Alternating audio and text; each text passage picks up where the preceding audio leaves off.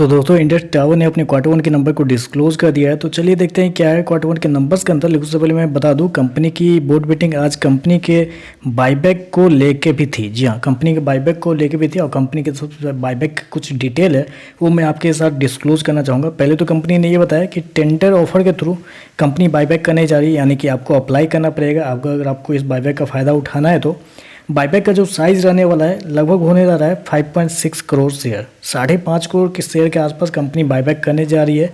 Buyback का जो price होने वाला है वो प्राइस कंपनी की तरफ से फिक्स किया गया है 465 रुपये प्रति शेयर के हिसाब से।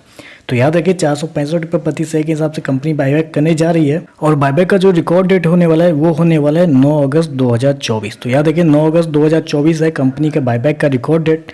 तो सारा कुछ मैंने आपको बता दिया। अगर आप इस बाईबैक के लिए, अगर आपके पास कंपनी के शेयर है और इस बाईबैक में आप अप्लाई करना चाहते हैं तो 9 अगस्त तक आपके अकाउंट में शेयर रहने चाहिए, उसके बाद आप इस बाईबैक में अप्लाई कर सकते हैं।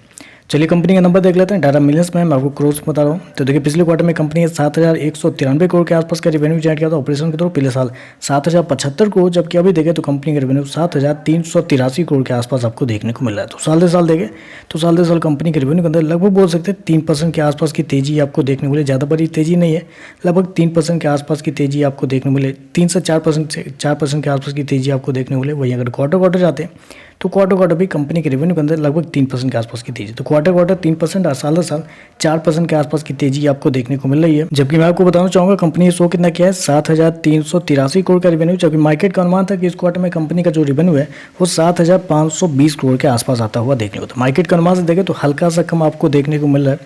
चलिए खर्चे क्या वो देखते हैं। पिछले क्वार्टर में 3,090 करोड़ खर्च किए थे, पिछले साल 3,562 करोड़, जबकि अभी देखें तो कंपनी खर्चे मात्र 2,837 करोड़ के आसपास आपको देखने को मिले। तो कंपनी खर्चे देखें तो खर्चे इस क्वार्टर में कंपनी की तरफ से कंट्रोल किए गए हैं। उसके पीछे का रीजन है कंपनी का अदर एक्सपेंस। अदर एक्सपेंस इसलिए है क्योंकि मैं आपको बताना चाहूँगा अदर एक्सपेंस में कंपनी को इस क्वार्टर में 619 करोड़ का फ़ायदा हुआ है। जी हाँ, 619 करोड़ का फ़ायदा। आपको पता ही कि अदर एक्सपेंस में क्या आया होगा। तो मोस्ट प्रोबेबली हो सकता है कि अदर एक्सपेंस के अंदर वोडाफोन आइडिया का जो कुछ पेमेंट किया गया है वो आपको अदर इनकम के थ्रू, मतलब अदर एक्सपेंस के अंदर आपको आता हुआ देखने को मिला है, जिसकी वजह से एक्सपेंस जो है वो आपको कम देखने को मिल रहा है। चलिए कंपनी का प्रॉफिट क्या है वो देखते हैं। पिछले क्वार्टर में 1,853 करोड़ का प्रॉफिट था, पिछले साल 1,347 करोड़। अभी देखें तो कंपनी का प्रॉफिट 1,925 करोड़ के आसपास आपको देखने को मिल रहा है। तो साल दर साल देखें तो साल दर साल कंपनी के प्रॉफिट के अंदर एक अच्छी खासी तेजी आपको देखने को मिल रही है। लगभग बोल सकते हैं आपकी 42% के आसपास का जंप आपको देखने को मिला है साल दर साल। वहीं अगर क्वार्टर जाते हैं तो क्वार्टर भी कंपनी के प्रॉफिट के अंदर एक हल्की सी तेजी आपको देख लो। वहाँ पर देखें तो लगभग बोल सकते हैं 4 से 5% के आसपास की तेजी आपको देखने को। तो क्वार्टर साल दर साल कंपनी के प्रॉफिट के अंदर तेजी आपको देखने को मिल रही है। मैं आपको बता दूं कंपनी ने शो कितना किया 1,925 करोड़ के आसपास का प्रॉफिट, जबकि मार्केट का अनुमान था कि इस क्वार्टर में 1,570 करोड़ के आसपास कंपनी का जो प्रॉफिट है वो आपको आता हुआ देखने को मिलेगा।